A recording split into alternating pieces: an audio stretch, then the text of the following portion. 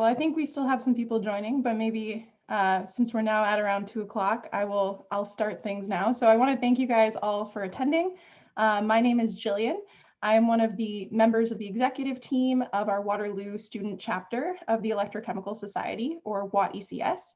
And we're really excited to welcome you guys today to our workshop, which is on designing scientific figures, and it's hosted by Felice Frankel. So as graduate students and researchers, the design of scientific figures is a key step that all of us undertake as we present and publish our work and try to communicate our science, but one that we typically receive very little training or formal education on how to do effectively. So we are really honored to be hosting this workshop today with Felice. Felice is a science photographer and research scientist at MIT and an internationally recognized expert in scientific graphics, visualization, photography, and communication of scientific results to the public. She has a very impressive CV, so I'm only going to highlight a few things as I introduce her today. But she has developed and instructed the first massive online open course on science and engineering photography. She has founded a number of conferences and workshops communicating science through visual expression. And working with scientists and engineers, her figures and images have showed up in a number of really impressive journals and publications, including National Geographic, Nature, Science, Advanced Materials, and New Scientist, among others. She's also been profiled in the New York Times, in Life, in the Washington Post, and National Public Radio, among others. She's also published a number of books on visualizing and photographing science, including her latest, which is Picturing Science and Engineering, which is one of our raffle prizes today. And on a personal note, I saw Felice speak at a conference about 1.5 years ago, and it was unlike any other talk I had previously seen and really made me rethink how I make figures and how I try to communicate science. So as a couple of general notes before we get started, the format for today is that Felice is going to start with a talk for about the first hour. Then we're going to have a bit of a break, about 15 minutes in between, during which we're going to announce the winners of our raffle prize for Felice's book. And then we're going to move into the more interactive workshop component of today, where we have 10 participants who have submitted figures, and they're going to get feedback on their figure submissions. So for those of you attending from chemical engineering today, you also get seminar attendance credit. We're going to post a code in the chat towards the end. And also just want to ask everybody to mute themselves at the beginning so that we don't have any background noise during the talk. And thank you again, Felice, for this opportunity. We're really excited, and I'll let you take it away. Wonderful. Can you hear me? Yes. Great. Thanks so much, Jillian, for inviting me. I'm thrilled to be with you guys. I'm sort of on a mission, as it were, to introduce you to the possibility that you, in fact, can make some remarkable communicative visuals. That's what this is not about art. This is about designing information in a nutshell. I'm going to share my screen. Okay. And can I hear from somebody that, yes, you can see we can see your screen. Okay, perfect. You're all good. So yes, I'm going to make a case to you. At least I hope I'm going to be making a case to you. And that is, if I'm lucky enough to advance my slide, which it's not doing. That's interesting. I might have to just, sometimes this happens with, let me just try one more time. For whatever reason. You're all good now. Yeah, perfect. Yeah, I want to try to make a case to you that making representations is making more than pretty pictures. This is one of the things, one of the problems I had when I first started. The researchers were kind of frightened that the pictures were too pretty, and hopefully your generation thinks differently. You can have attractive images and graphics and also be honest and say what you want to say. We'll take a look at photographs and figures in this meeting today. Why not use your graphics to help bring attention? That's not a bad idea. Assuming your science is worth attention, I really believe that the right kind of figure and all sorts of representations makes it worthwhile for people to look. So this is an example I've been using lately. This is Alice Nasto's image that she made of her material. She's in Meki and she was studying insulation with sea otter-like material. This is the picture that Alice made of her work. This is the image that I made of the identical material that she made a picture of. If you don't see the difference, I am in real trouble. And I hope you do. And I hope you also feel that this is perhaps more communicative, or at the very least, you want to look at it. Basically, all I did was fold it and lit it a certain way.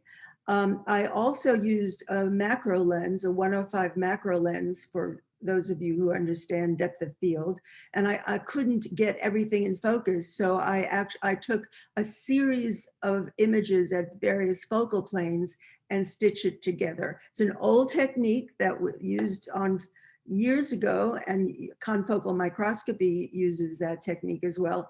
And so this is what we wound up with, this image that I think is perhaps more successful. Here's a picture I took off of the web of material called ferrofluid.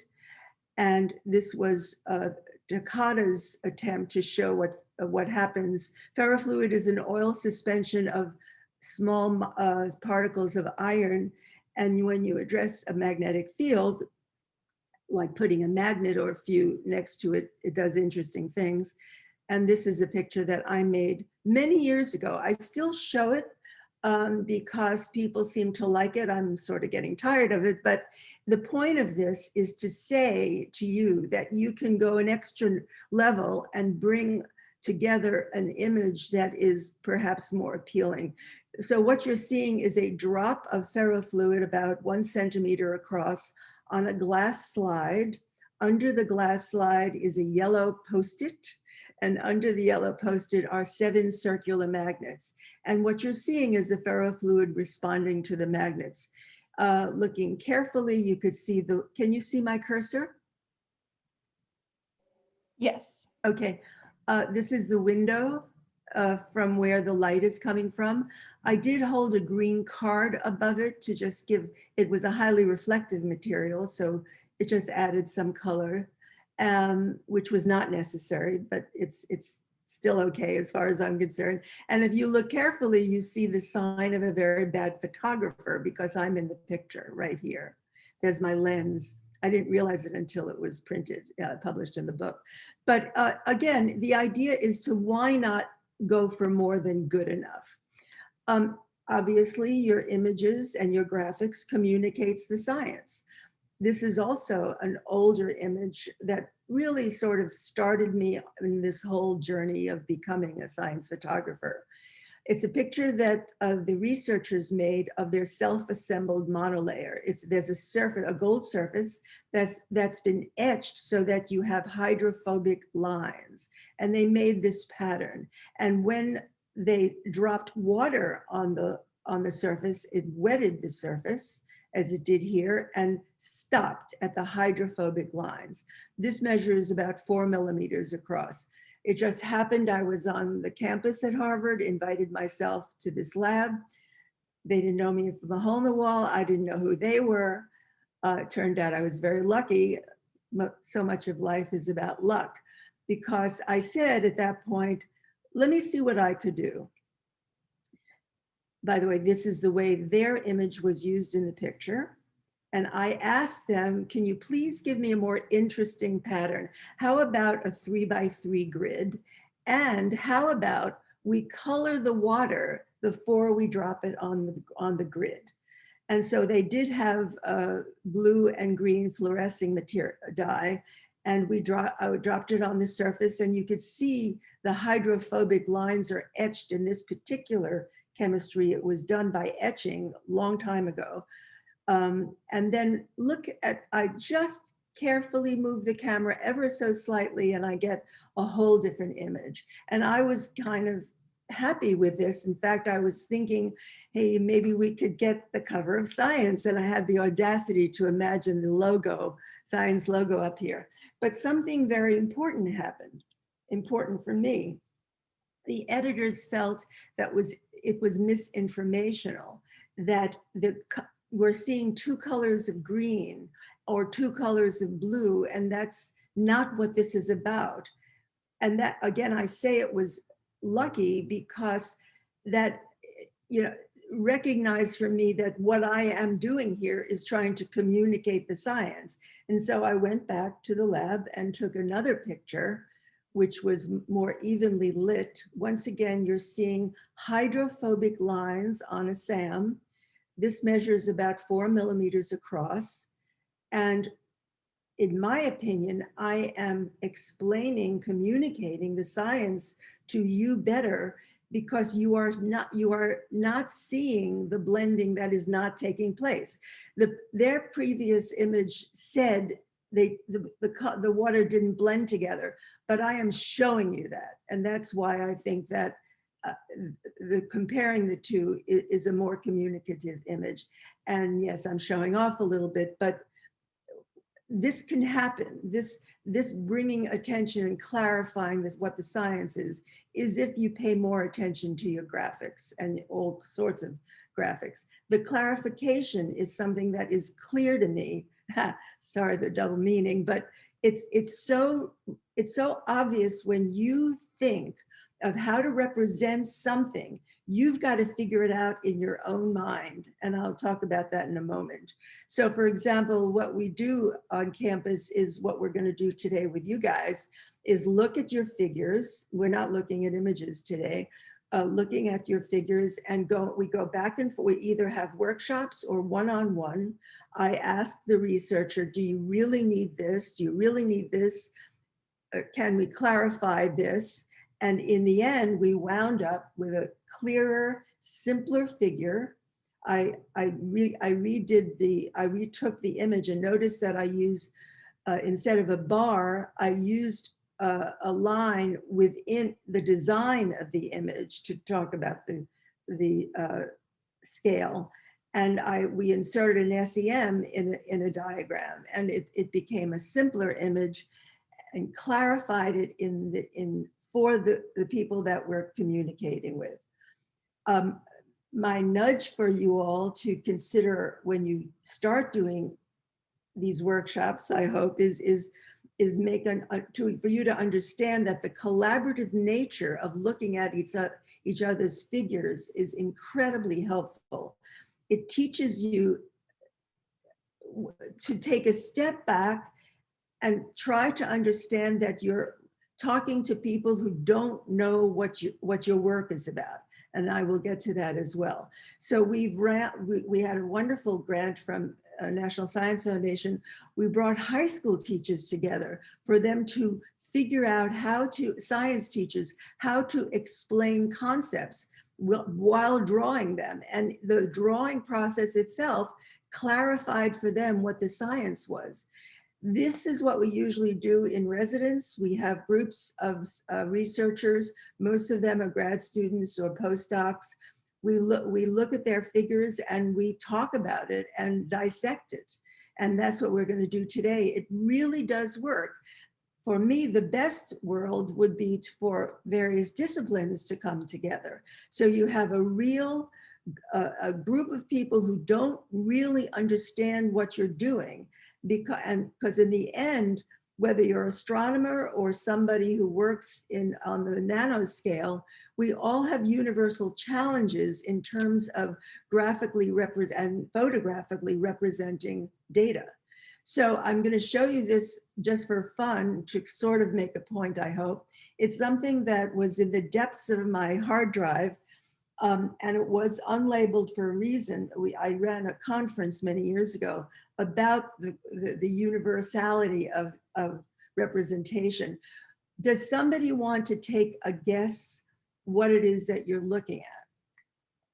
I'll give you a couple of seconds and you could turn your mic on whatever comes to your mind. It's like a Rorschach test. Anyone? No takers? Maybe some kind of like heat process, a heat map of something? Yes, exactly. And what kind of scale do you think we're talking about? No idea. Maybe No idea, right? nanometers? Yeah, that because you're probably working in nanometers. Right. This actually is the subsurface structure below a sunspot. So I'm trying to make a point that we all, in fact, think of similar issues, trying to represent various data. The Picturing to Learn program that we had was quite remarkable, where we asked undergrads from 5 schools to draw as if talking to a high school student, what is what is the concept that they're learning about. And at the same time, we were intersecting design students and engineering students, and it was absolutely fantastic. The design students knew nothing about the science, and so they were teaching us about design, where the science students were teaching us about the science. So for example, here's an effort, one of the students to draw and explain particle in a box, for example, or Brownian motion. Now, the beauty of this is that we saw their misconceptions in the drawing. For example, here, without getting into the chemistry, this student had got the right answer when he asking after the question, but he or she had no idea that why the answer was right. He drew here atomic forces. The concept was about molecular forces. And so in the end, as Don Sadoway, one of the professors who were working with us, the drawings revealed misconceptions in a way that text does not. It became obvious when they didn't have a clue. So it is a means of getting you all together on the same page and literally teaching each other about the science that you're working on. And to be a little crude, I'm sorry, but I think it's for real that making the right kind of representation helps with funding. It's once again, it's sort of bringing attention. And yes, I'm showing off again, but getting covers is not a bad idea. It shouldn't be your primary role, but it helps getting funding. And why not bring a beautiful graphic, an honest graphic of your work to a larger audience? And I'll end this little section with what my whole thing is about, and that is ultimately the idea of making these representations. It's that they make science accessible to the public. And I'm getting crazy here, but I feel very deeply about the fact that we have an obligation not to just speak to each other. And there are all sorts of reasons why we should bring the public to our conversations, especially what's going on with our world right now. I am convinced that if more people understood the biology of what's happening, we would have less confrontation about getting vaccinations. So that's why I wrote the book, Picturing Science and Engineering. I want to get you all and the science and engineering community to just bring up your images and your graphics up a notch. I'm not going to show you the whole book, but I'm going to show you a few chapters. For example, I open with a flatbed scanner. You will be fantastically amazed at what you could do with a scanner if you get the right kind of scanner and you set the DPI, dots per inch, to get a very high resolved image. So for example, when Stefan brought into my office this series of materials that he fabricated, and he handed them to me and he said, "Hey, Felice, can we try to get a cover?" I thought he was nuts. But of course I looked carefully, and I just had gotten my scanner, and they all had different properties. That was the point of these materials. And so I started placing them on the scanner. This is an image taken from a scanner, a flatbed scanner that you just use for documents. And I just went a little further, and in 30 seconds, I'm not kidding, we got a cover, a submission for a cover. I did digitally color it in the background, but this is pure, straight digital imaging on the scanner. It's quite remarkable. I put a euplectella on the scanner from Joanna Eisenberg's research. Now, this is the image that I made on the scanner. As I zoom in, this is not taking a new image, this is zooming in, and now you're seeing detail that you could only see with a microscope. You are seeing one of these fibers is 50 microns. That's the kind of detail you could get on the scanner. It has changed my life. How do you like that for drama? But I really, it's really been quite remarkable. You can't put everything on it, of course, but the fact that they're three-dimensional specimens doesn't prevent you from getting very solid images. You could put an egg on your scanner. You can put pears. You can put tomatoes. And the detail is absolutely fantastic and great fun, by the way. And this is from the course that we gave online, where Professor Otalara, somebody from Spain, was taking the course. He poured a supersaturated solution of sodium chloride on the scanner, created software to tell the scanner to take a picture every 11 seconds. And this is how we saw the nucleation coming out. Just really beautiful. On the scanner, that's straight shooting. The second chapter is on camera basics, where I talk about depth of field. And there really is a big difference between shooting at f4 and f32. I talk about photographing two things. I find it easier to compose something when there are two of them. So I'm showing how to set things like this up, just to show you about how to improve the way it shows you that you have the ability to make more than one, for example. And I'm showing how to compose with two. I talk about backgrounds.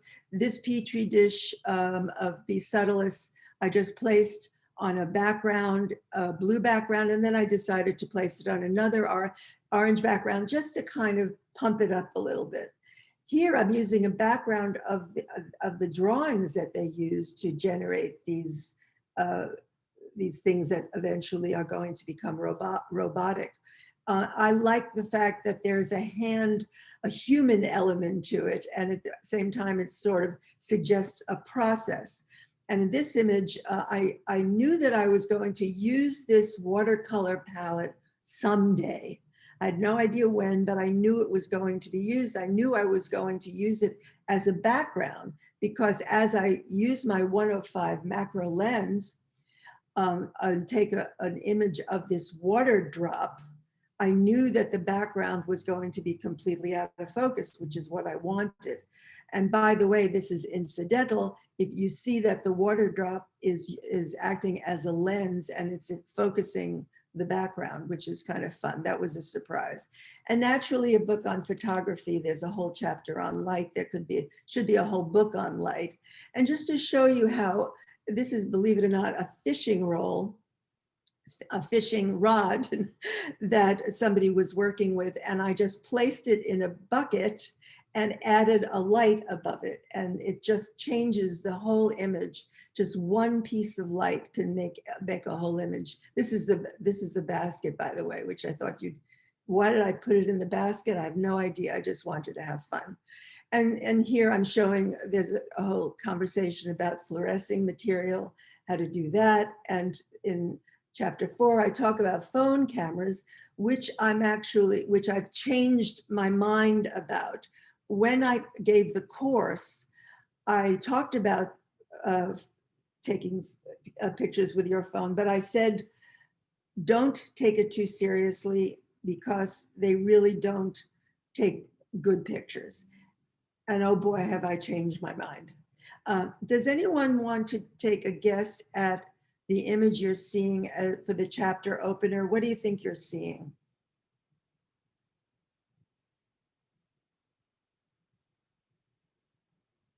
So I'm a bit of a foodie and I like to cook. So I was cutting up different colored peppers, and I covered the pan with a glass cover. And you're seeing condensation, and you're seeing some interesting optics taking place. Well, I couldn't have taken this with my regular camera because I had to go find it and set up a tripod. And by the time I did that, it was gone.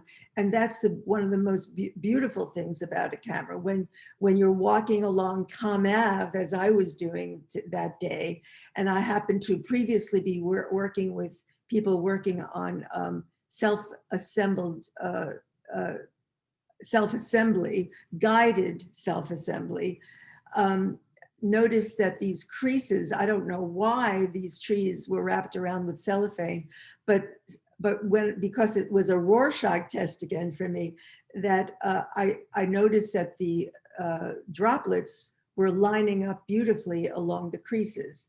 And that's what I was able to do with the camera, phone camera, because it was right on me. But you have to keep in mind that the file size is just not there yet for us. Here is a picture of E. coli growing in 4 different conditions in a petri dish, and which I took with my phone. And this is the picture that I took with a scanner. The information is not there yet. When you zoom into those colonies, you are not getting the same information on a higher resolution image. But that's going to change. It's already changing. And there's going to be a point where I think it's at the same level. We talk about metaphor. I'm working on a series of handbooks. And one of the handbooks is going to be devoted to the whole notion of metaphor. Coming up with some sort of visual representation of a concept or process that an outsider can grab at. By the way, all metaphors fall apart at some point, and that in fact is a very interesting conversation to have among ourselves where the metaphor doesn't work. But the metaphors are very valuable in, again, expressing ideas and structure.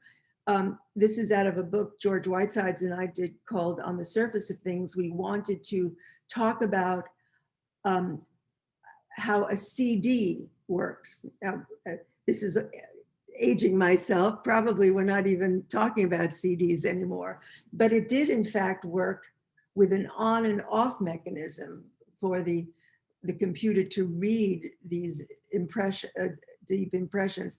This is an SEM that I made, and I made a picture of an old piano player roll, which you might not even have seen yourself. But again, it's a concept of on and off, on and off. It plays the note or it doesn't play the note. The same thing with the inside of a music box. Coming up with these metaphors to try to express what the whole notion of binary is. Trying to come up with these metaphors is not only just fun, but it actually gets you to think a little deeper about it, what it is that you want to say. We talk about abstraction. That is reducing the amount of visuals to the basics of trying to express the very basic of what it is that you want to say. Maya Lin submitted this to the competition on the Vietnam Memorial. You cannot get more abstract than this. This was edited down to the very essence. And oh boy, did she do the right thing, because in fact, the Vietnam Memorial, she received the award and became very well known after that. This is a picture I made. I used to photograph architecture, and you'll see in a second. For example, Samu Noguchi created what he called the California scenario. Look how abstract his notion is. He edited it down to the bare essence. And Theo Jones, an architect, created this gorgeous pavilion in Mississippi. Let's zoom in a little bit, where you actually cannot tell the difference between the architecture and the pine coats.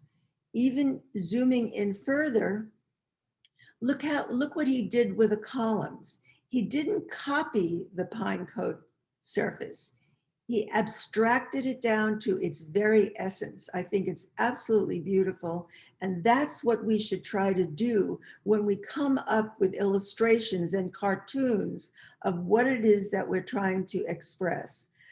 one of my students a while ago, I asked her to just use a tool, any tool you have in Photoshop, to just pattern the polymer layers that you're patterning. And she was trying to figure it out. And the idea of using the various tools clarified to her, abstracted to her the essence of what it was that she was trying to emulate.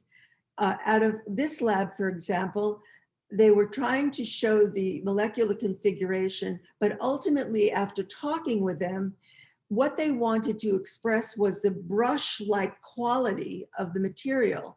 And so we abstracted it down further into this ultimate illustration. It's getting down to the very essence. You don't need all these atoms or molecules, whatever they were. I don't remember at this point. They weren't atoms, they were amino acids, I think. But in any event, it's getting down to the real essential pieces. This abstraction, it turns out, it lasted for God knows how long. It's all wrong. And it's giving all bad information. And not only is it bad information, but can you imagine how a nucleus can start reflecting light? Or an electron starting to reflect? I mean, it's nonsensical, but people captured this in their brains and they decided that's what the atom looks like. Whereas Roger Hayward, who did a glorious book called The Architecture of Molecules, with Linus Pauling, if you could get hold of it, it's quite remarkable. And he abstracted it to such a beautiful degree that, and also included in this abstraction is the probabilistic nature of the electrons by making it, gradient-like. So that's the kind of thing that is a very important exercise, that you've got to figure out your hierarchy of what it is that must be in my illustration or what can be left out. And I'm skipping back to a chapter on enhancement, which to me is not discussed enough in any of the labs, what you do to your figures by nudging the histograms, but maintaining the scientific integrity of what it is that you're capturing is primary and should never, ever be considered of anything other than that. People, for example, see this image and all these other beautiful Hubble images, and they actually think that the universe looks like this. I think it's fine to color their images the way they are, but at the very least, explain to people that there is some enhancement going on. This is not what we see optically, in fact, at all. So when I made a picture of Jerry Fink's yeast colonies, watch the screen as I digitally deleted the Petri dish. I was so blown away at the structure here that I wanted you to see and pay attention to this, the patterns that these cells these colonies are forming. Was I permitted to do that? Now, in the submission, I indicate, anytime I do anything digital, I always indicate what I've done. As it turns out, we did get the cover of Science, but in the end, Jerry was a little apprehensive because nobody's ever done that. And in the end, he also felt that I was deleting information about the scale. Let me go back. The scale of the yeast colony. I'm suggesting you could say that in the caption. So these are the kinds of things that we absolutely have got to talk about. Whenever you make any kind of change to anything, you have to indicate that somewhere in your submission. In this picture of Proteus colonies, you notice that the agar is cracking. And so because the book that we published was for the public, I decided to digitally delete those cracks. And of course, I indicated as such because I wanted the audience to pay attention to the patterns. But I will get back to this a bit later on. Was I permitted to do that? Here's an interesting example from Toyo Tanaka's work. I photographed these rods which were absorbing dyes. This image was taken on film. That's FILM. I don't know if you've ever heard of it, but it turns out that the film, at this point it was Velvia film, did not capture the orange rods. It only captured the green and blue. This digitally fixed image, which I colored these rods orange because that's what my eye saw, and that's what the research was about. And I consider this manipulated image more honest than the first image. When I discussed this with the editors at Nature, they didn't agree with me. And that's a long conversation we should have at some point. And then the last part of the book is about case studies, where I basically take you from original image and take you step by step how I get this kind of picture. And when I started with a simple plexiglass, ugly picture of a block of plexiglass, and we wound up with this picture at Nature. So it's what I love doing is putting pieces of photographs together. And basically this is a metaphor, a photographic metaphor that, you know, that picture doesn't exist, of course, because it's unphotographable. So that's the kind of thing that I've been really excited about doing. I really encourage you to take a look at the course. There are a lot of tutorials, they're short. You don't see me, it's all voiceover. And it's you could take the course, well, it's offered on edX, but you just can go to OCW Open Courseware, and they're only 7 minutes long. And I think that they were very well produced, and I think that you could get a lot out of it. So let's take a look at figures, which is a whole different ballgame. But although in the end, it's got similar challenges. When you make a figure, don't giggle about this, but you have to ask yourself, what is the purpose? Are you showing evidence? Are you showing structure? Are you showing a process? Are you showing a change that's taking place? Are you making a comparison? Is it all of the above? And if it's all of the above, you're in trouble because you're showing too much. And that is, in fact, the biggest problem that I see throughout all of these workshops. The challenge is you know too much. You know where to look, what you don't have to bother looking at. And you're assuming that we're seeing the same thing, and you cannot assume that. The idea is to help us see. So this is why Angela DePace and I wrote another book a while ago called Visual Strategies. First of all, let's look at color. Color is an extraordinarily powerful tool that, in my opinion, you all use too much. You know, it's easy with your PowerPoint to just select this and that, and in the end, it can be very, very confusing. And we'll talk about that today in the workshop. So here's an example from the book from a while ago. You're looking at what was called at the time a quantum corral. And obviously this is a visualization of numbers. And they used software that colored it this way. So you're looking at atoms that have been deposited on a substrate. Now, when this first came out and I talked to some physics friends about it, they explained to me that not only the atoms are important, but the quantum effects going on within the corral is important. And so when we decided to do the book, Angela and I said to each other, you know, it's better not to color this. If in fact you want us to look at the corral and you want us to also look at the quantum effects, why not just go back to grayscale? Now, you might disagree with me, and that's fine. I just want you to take a look at how much color you are using in your graphics. Here's another example from the book. These are two visualizations, an explosion on top, an explosion on the bottom. The researcher wanted us to compare just these areas that are outlined, compare this area to this area. So once again, Angela and I are saying there's just too much color here. help us see, and just color the area that you want us to see. So I think it's a good example, and this is how we used it in the book, side by side. In your figures, are you properly ordering your pieces? This is from one of the workshops that we worked on a couple of weeks ago, actually.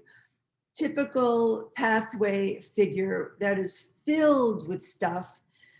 I had a long conversation with the researcher, and he didn't take a lot of my suggestions, like getting rid of all these colored balls, and these are totally unnecessary. But what he did agree with is to the ordering to be different. We just turned the whole thing around, and it maybe you could agree that it's a little easier to read if we could show them side up and down. Are you creating that hierarchy that I'm going to ask us today when we look at all your stuff? What is the first thing that you see? Is the first thing that you see the first thing you want us to see? So in this example, it's very difficult to figure out where to look. Maybe our eye goes to the center, but then what? And again, we redid it, and actually Andrew Tang redid it for the book, and there's a hierarchy here. And by the way, giving us a lot of space, which is something for whatever reason, nobody seems to be comfortable with. We need space in our figures, I promise. Can you layer if you have an opportunity to do that? Here's a figure with two pieces of information, which it turns out are on similar axes. So how about overlaying it so we can make the comparison straightforward, very simple. Here are ideas that I might have trouble talking to some of you about. I'm going to move over, I'm getting in the sun. To edit out graphical distractions. For me, some of these graphical distractions are parentheses. You don't need all the ticks. You should not, in my opinion, use slanted arrows for labeling, and any sort of bad labeling are graphical distractions. This is out of Caroline's lab, where this is a typical MATLAB spewed out graphic. And what I'm suggesting here is get rid of some of these ticks and get rid of the parentheses. And you say to me, what's the big deal? Well, it is not a big deal. However, when you start putting your pieces together in a larger graphic, all of these empty spaces over here and over here will help the whole graphic look more cohesive. Here's a small example, but once again, they decided to slant their labels, and I'm suggesting to straighten them. And it's a small change, but I think ultimately it makes a great deal of sense. And I don't know why people label this way, where they put the label within a white rectangle. It's an unnecessary graphic, and I suggest that you get rid of that if you start doing that with your labeling. This just came out of another workshop. Take a hard look at this, and does anyone want to tell me what is wrong with this in terms of the graph and the legend?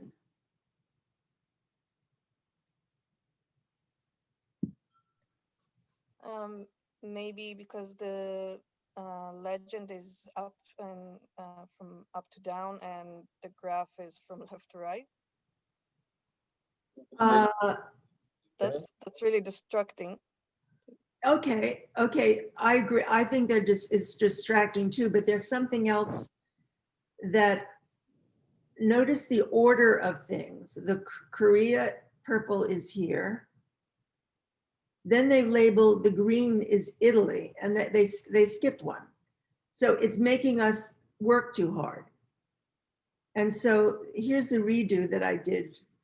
I basically put the legend as part of the graph. And I also, and I could have done some other things too, but I also made the font smaller. And my hope is that you agree that the second one is slightly better.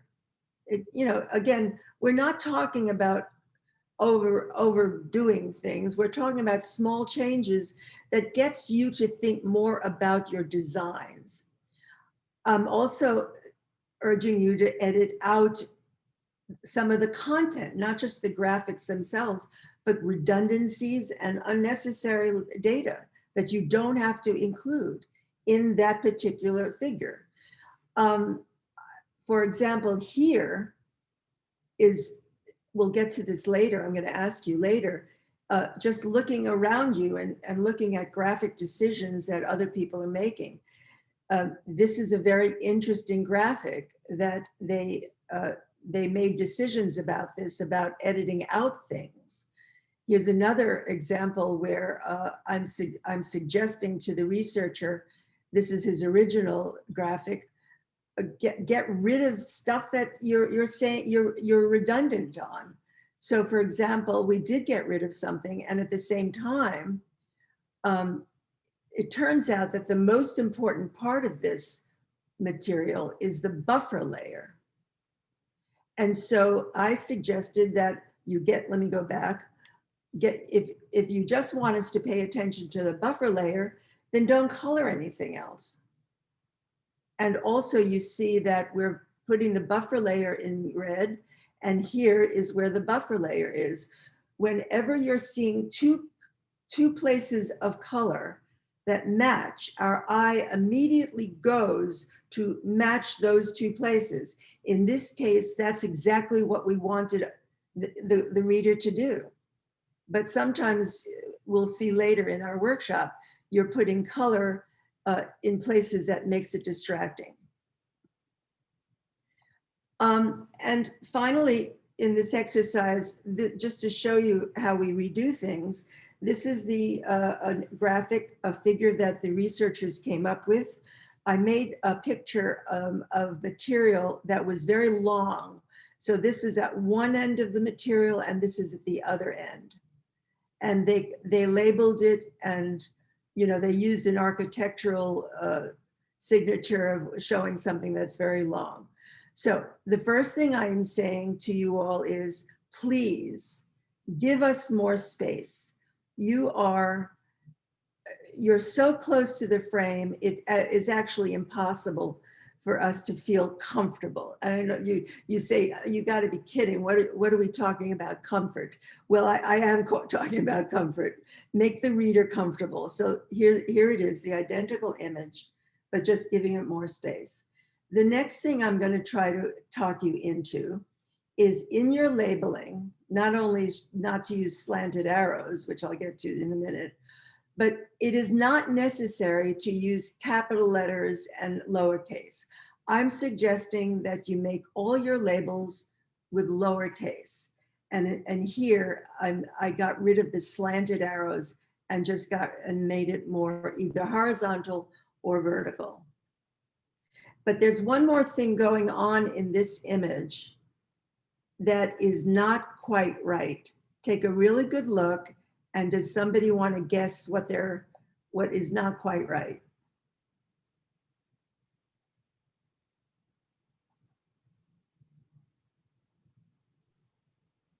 The background? Say it again, sorry. The background? No, I don't. You mean you would have had a lighter color or something? Yeah, right. Yeah, well, that was the original image because it was a dark field microscopic image. So, but yeah, maybe we could have done that. But I'll get to the point.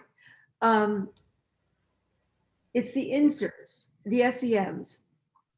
If you insist on using those inserts, at least orient them in the direction that the optical image is oriented. But I also want to suggest that you didn't need the SEMs. It's not giving us any information that the optical image is giving us. But because he took the SEMs, he had to show it, right? That's the problem. That you do the work, you want to show that you've done the work, and you pile your figures with just too much stuff. I hope you agree the second one is better. In the end, yes, I'm going to tell you to edit, and by the way, edit. Just get rid of the stuff that you really don't need. Even if you made the data, I promise you, in the end, it'll be better in terms of communication. So I'm going to just end. I've got to see if I could get out of the sun, and I'm going to move this for the workshop. This is a little better. Okay. I would like you to think about something. I was at something called the Initiative in Innovative Computing at Harvard for a few years. I know I've never written a line of code, but I work with computer scientists. And what I brought up in my naive way of this when I first started there was the very nature of your collecting the data. Doesn't that inform how you see the data? And the colleagues said, yes. And that was the end of the conversation. But now that we're becoming so absorbed in data, I think it's important in my naive way to bring the question up again, that perhaps in your sampling, you are introducing bias. Keep in mind that photographs and data visualizations are all representations. You are making choices in how you collect all these data, and it requires decision making. So, for example, what tool should I use to collect these data? So when I first got my fancy stereo microscope, I made a picture of this micro rotor, and I couldn't because of the nature of the equipment, I couldn't light it in a certain way. It was just showing up all this mess that I wasn't happy with. And so I just went back to my regular camera and lens. In a very different, in a metaphoric way, the tool that I was choosing was showing me different information. The same thing with this microscope. At that point, I lit it a certain way. The microscope had a mirror where you got your light, you were able to adjust your lighting source. And just by adjusting it very swiftly and easily, I get a whole different image and different information. But notice that the composition is exactly the same. So not only with what tool should you use, but the tool affects your point of view. So what point of view should you use? When I was making pictures of this particular famous garden, I was from one point of view, and I went around the wall, the glass wall, and I saw a totally different thing. When I was photographing this installation of an artist's work, here all of these columns were placed what I thought was inadvertently placed, and it turns out there was an order to this because I wasn't in the right spot. My point of view changed, and the information changed. When should you take your data, especially when you're working in biology, for goodness sake? Biology is, I always wonder about so much of the data coming out of biology of cells. I mean, when are you collecting that data? Here's an image I made of a sandwich, a glass sandwich of block copolymers. It's about 1 inch in diameter. And as the hexane dissolved, the block copolymers reoriented, and there was a constant change of the color. And so this was the beginning of the process. And 24 hours later, I got a whole different image. Here's another picture of when I took a picture in the winter and in the summer. Yes, of course, you're not dealing with such drastic changes, but you know what? Maybe you are. We're talking about when you collect your data. You can see and your science will perhaps change.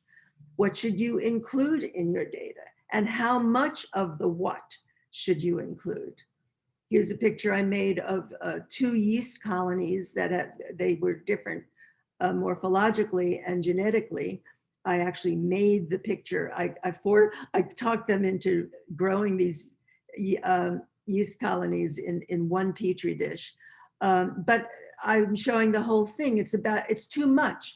I wanted you to only see a portion of the image. So you could really take a look at the differences in morphologies. How much is what I decided on later on? What shall I leave out? Here's a illustration that's been used for years about supposedly showing the story of evolution. Well, besides the fact that what's wound up here is a white man, we're not going to get into this. The most important issue of evolution is extinction. They left out all the pieces all around that didn't survive. And that is not telling the right story about evolution. And coming back to this image, which I took, does anyone want to take a guess? We're almost finished, I promise. Take a guess at what this graphic designer decided to leave out. Let me quickly tell you, I'm at Kendall and I'm going outbound to Alewife. I'm on the red line, I'm going outbound. So I start here. And this is the map that I see. What did the designer decide to leave out? Previous stations? Exactly, the stations that I'm not interested in. If this were all labeled, it would have been a mess. This designer is letting me see the information that I want to see. But May I they also included the green lane and orange lane, Yes, or blue, green lane, yeah. that's where, yeah, which I wasn't interested in, but they decided to include that. So this is another line. I'm on the red line and these are there's a green line and the orange line. They did include that. I'm not sure they needed to, but. And also the commuter trail. Yeah, correct, exactly, right. Again, in collecting your data and showing it, can I make adjustments? I don't know if you could see, but there's a reflection in this image of the microscope and I edited out.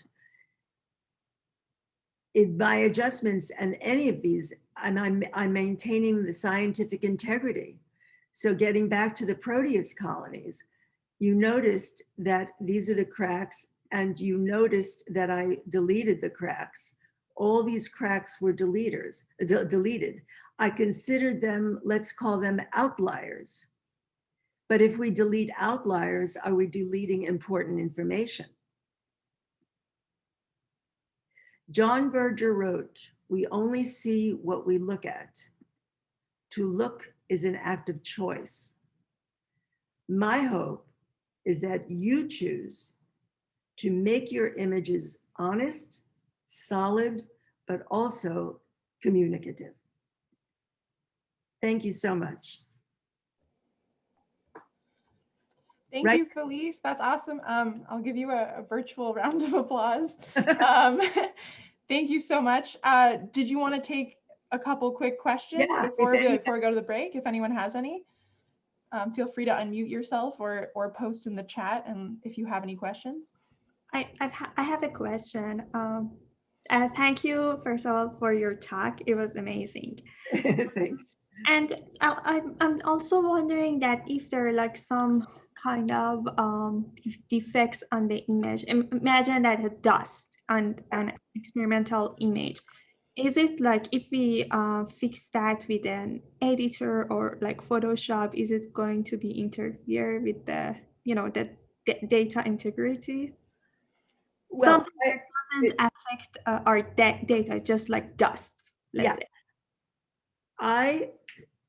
I believe that if you have to say that in the caption for clarity, some dust particles were removed.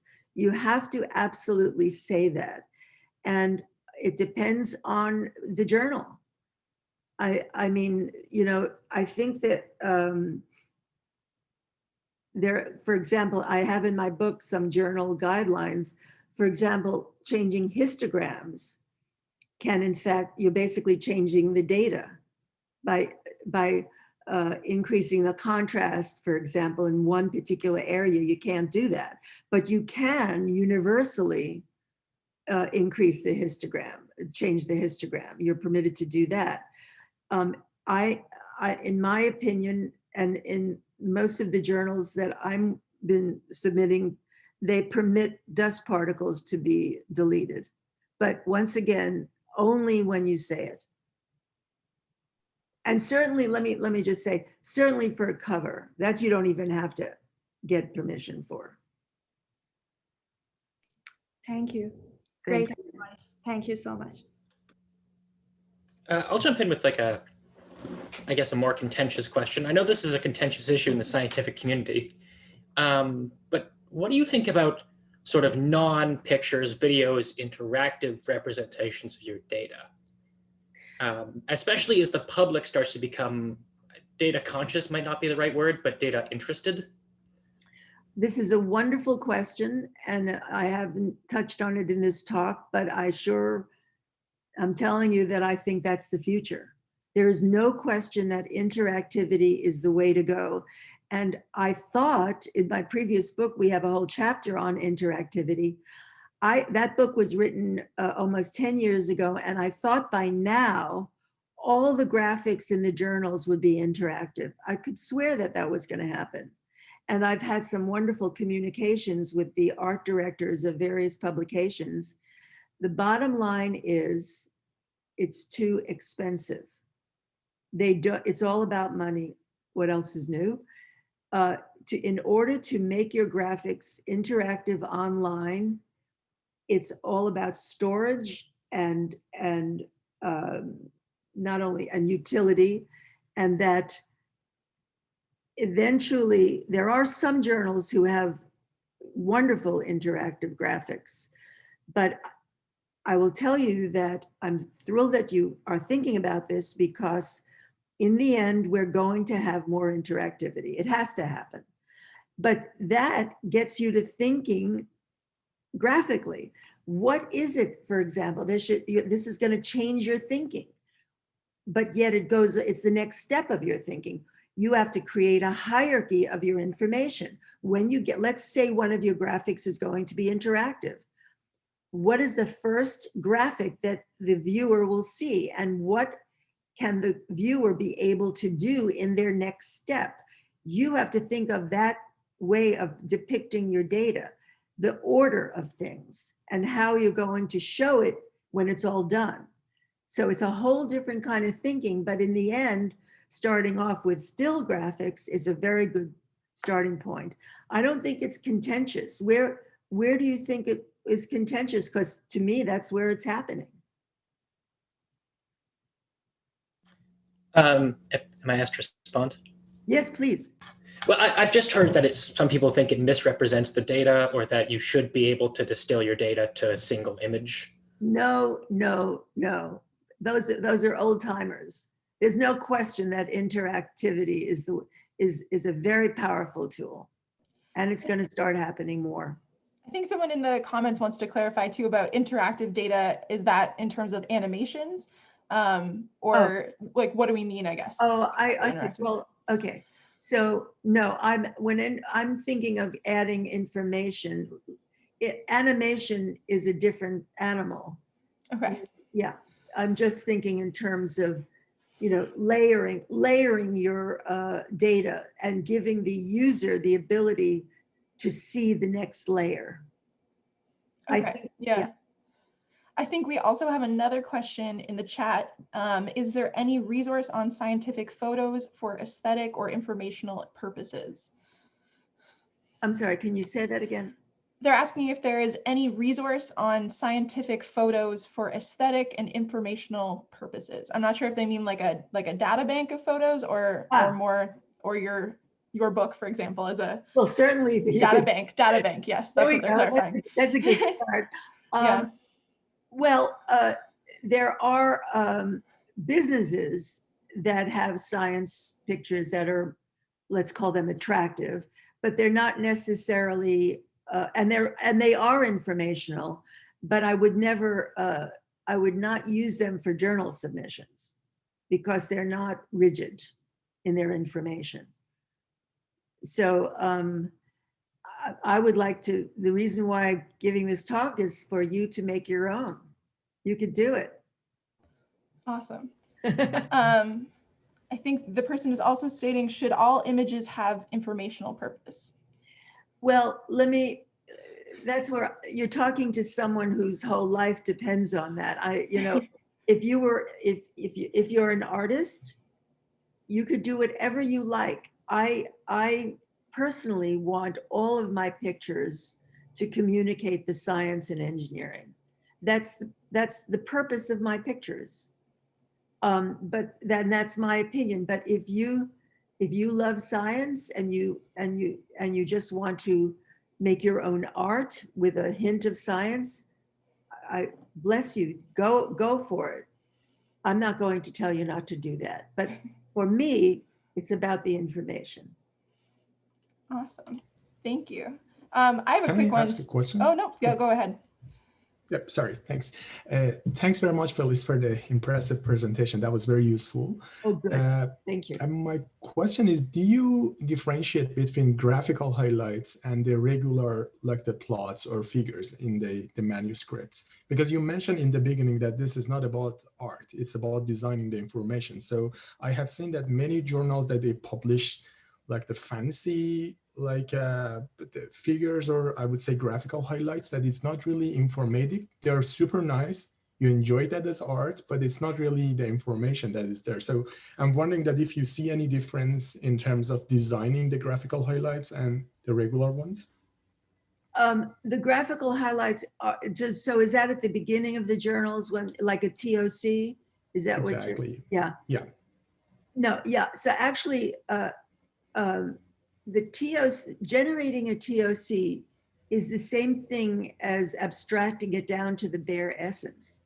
And it is in fact a very good exercise. It's not easy, but you can't say the whole paper in the TOC, So you have to, once again, figure out the essential pieces and consider it as a teaser. You're not going to tell the whole story in your highlight graphic, but it should be interesting to look at. I mean, you want people to, they read the title and then they see the TOC and they're going to say, hey, I think I want to look at this. There's nothing wrong with that approach, in my opinion. So, but it can't say the whole story. Just don't even try. Yeah, sure. Thank you. Do that. I have one quick final question, I think, before we go to the break and give you a bit of a break. I was just curious about, you use a scanner for so many of the images. Does that have to be like a really high resolution scanner? Do you think most scanners and printers people have are capable of taking images like that? Yeah. No, okay, good. So the key is this. If you are able to set the DPI, if there is software in the scanner to set the dots per inch, then that scanner is good enough. Okay. I have one that is a document scanner where the light comes from beneath, and that scanner in the cover has light also, so it could be transmitted light as well if you're working with, transmitted samples. But the bottom line is, if you cannot set the resolution, then it can't be used. But you can get these for not a whole lot of money. Okay, that's awesome. Yeah. It's awesome. Yeah. It's awesome. I think we have one other last quick question. Do you have a particular software that you recommend for images or for graphs and plots? Yeah. So I'm hesitant in telling you because you know what happens? You sort of start using software and you get stuck on it. I implore you not to use PowerPoint and not to use PowerPoint templates. Just start with a white canvas and just say to yourself, what is the first thing I need to see in this particular figure? I use Photoshop because that's what I started with. But I don't even bother with Illustrator. But I just try to encourage you not to use any templates. We didn't even get into poster designs. The reason why the posters all look the same is because everyone's using PowerPoint templates. Please rethink that. Sounds good. May I Excuse me. add another question? Yeah, Sorry. go for it. Excuse me. So, yeah. So thank you very much for the wonderful presentation, really enlightening. I was wondering about your thoughts on using illustrations, vector illustrations in an infographic-like manner to show processes and such. I love it. I love what's happening with infographics. I encourage you to start thinking that way. In fact, I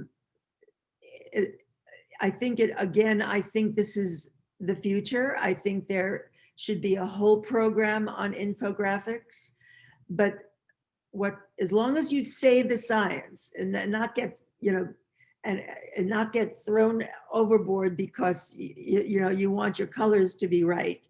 As long as the reader, always keep in mind of the person who's coming upon your graphic or your infographic. Can they understand what it is that you want to say? But I would encourage you to take a look at what's going on in the papers. For example, there's a whole infographic department now in all the newspapers, and some of it is not great, but some of it is absolutely fantastic. The New York Times has some amazing infographics. Take a look at the vaccine, the graphics done by I forgot his name, but they show how the various material evolves. It's really beautifully done and so clear. It's just stunning. So go for it. Thank you. Thank you. All right, so I think if we've gone through all the questions, we're gonna give Felice a 15-minute break. So maybe we'll start again at like 3:25-ish since we ran over a little bit. Yeah. So if you stop sharing your screen, I'll actually share mine, and then we're gonna announce some of our raffle prize winners in this little break before the workshop section. So Great. thank you guys. Thank you, Felice. Thank you guys.